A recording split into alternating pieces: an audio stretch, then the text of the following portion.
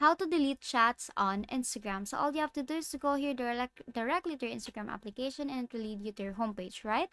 Now, the next thing that you want to do is on the upper right, you'll see two options. It's either the favorite icon, the notification icon, and the messenger icon. Tap on messenger icon, and here you will see the list of your conversation or your chats. So if you want to delete the chats, is all you have to do is to tap on that chat and tap on the upper part, tap on that person's name, and here you will see options here in your chat section, and it will lead you here, right?